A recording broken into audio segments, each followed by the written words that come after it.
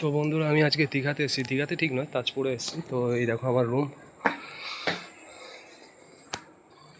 এইটা হচ্ছে আমার রুম, এই হচ্ছে আমার লাগেজ, ঠিক আছে।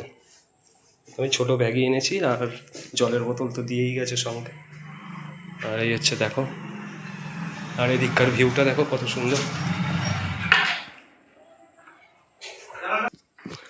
তো আমি একটু কথা বলছিলাম, ওই মেন হচ্ছে রুমের মধ্যে কারেন্ট ছিল না, এই দেখো এখন লাইট জ্বলছে রুমের মধ্যে, দেখতে পাচ্ছ। তো ব্যাপারটা হচ্ছে এই ম্যানেজার এসেছিলো, ম্যানেজার এসে কানেকশানটা কাটা ছিল, কানেকশানটা ঠিক করে দিয়ে গেল। তো এই দেখো আমি, এই ভিউটা দেখো, কাঁচগুলো খোলা নেই, দরজার কাঁচগুলো। তো এইখানে একটা দরজা রয়েছে, দরজাটা খুলি দেখি। বাহ, দারুণ, দেখতে পাচ্ছ কত সুন্দর, দারুণ দারুণ, খুব ভালো রুম পেয়েছে। একবার দেখি পাখা চলছে কিনা।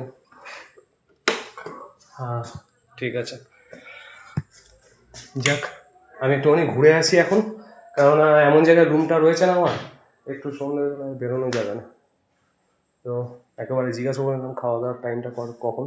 তো বললো 10টার সময় খাওয়া দাওয়া হবে, 10টা থেকে 10:30। যাক আমার কোনো অসুবিধা নেই, একদম নিশ্চিন্ত নিরিবিলি।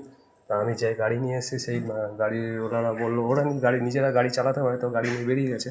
তো আমাকে বললো যে কোনো চিন্তা নেই, তুমি আরামসে থাকো, তোমাকে বেরোতে হবে না, তুমি যা খুশি করো, রুমের মধ্যে খাও দাও ঘুমাও। আমি খেয়ে দিয়ে এইমাত্র আসলাম, এসে এখন এই ফ্রেশ হবো। না, ফ্রেশ হওয়ার আগে একটুখানি ঘুরে আসবো আর কি, রাস্তার বাইরেটা ঘুরে আসবো। তো ঘুরে টুরে এসে আমি তাজপুরে প্রথম মানে থাকলাম। এর আগে কোনো দিন থাকিনি। মন্দারমণিতে থেকেছি, নিউ দীঘা, ওল্ড দীঘা এগুলো থাকা হয়ে গেছে অনেকবার, বহুবার থেকেছি। আর দীঘায় তো মানে বছরে তো 8-10 বার তো আসছি। এই হলো ব্যাপার। তো আজকের মতন ভিডিওটা এমনি থাক।